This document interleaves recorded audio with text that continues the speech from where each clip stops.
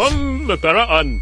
Yun ay kanuwatura at noriski aarat with kaarat pinaaran ikat hindi aar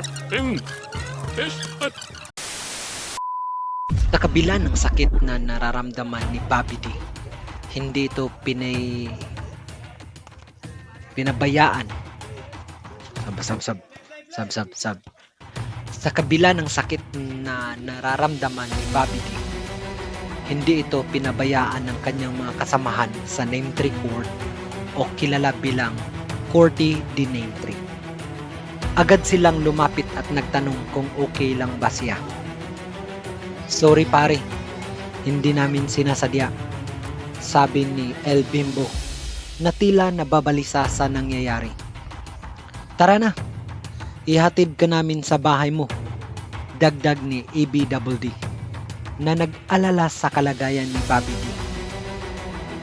Habang sila'y papalabas ng court, biglang may lumitaw na lalaki sa kanto ng purok Hilinggiro.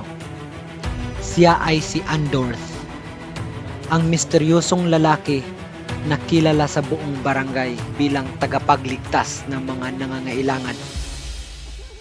Ayon sa kwento ng mga taga-nayon, si Andorth ay isang taong alamat ang may-ari ng Sentro Bunakan.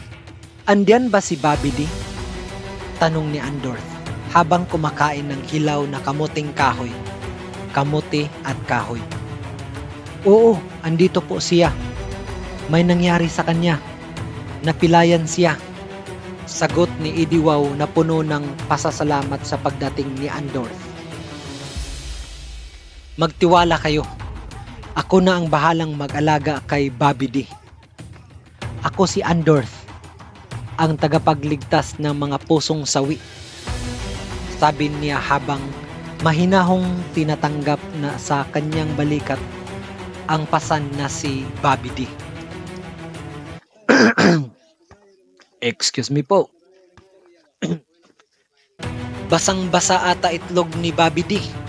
Pre Andorth, pwede bang himasin ko? Tanong ni Libaong. Basta saglit lang ha, sagot naman ni Bobby D. Kaya hinimas-himas agad ang itlog ni Bobby D na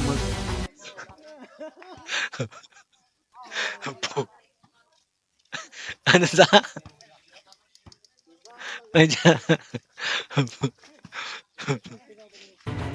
Kaya hinimas-himas agad ang itlog ni Bobby D ng mga kaibigan niyang sina Super E, Nyok, Sobert, Libaong, El Bimbo, EBDD, Super D at Idiwaw. Ganda naman ng itlog mo, Bobby D. Parang Jolene. Sabi ni Sobert. Di nga, parang ang durian. Saad naman ni Super E. Salamat sa itlog mo.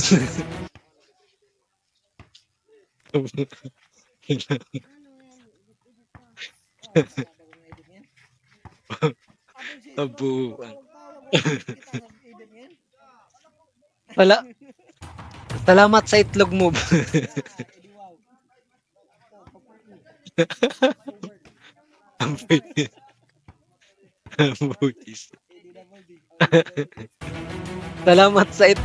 Salamat sa itlog mo, Bobby D.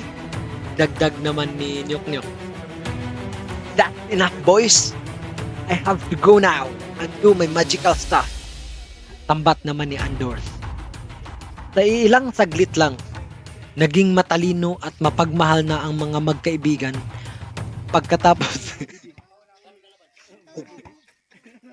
pagkatapos nakapaghimas sa itlog ni Bobby D. Sa kabilang dako, sa kumpanyang Island Water. Abangan ngayong Biyernes sa alas 5:30 sa hapon kung sino-sino ang mga bagong karakter ng istoryang Pribulbol. Like, share, subscribe. Subscribe. Oh, subscribe. Subscribe. Guys, subscribe pa yan. Subscribe.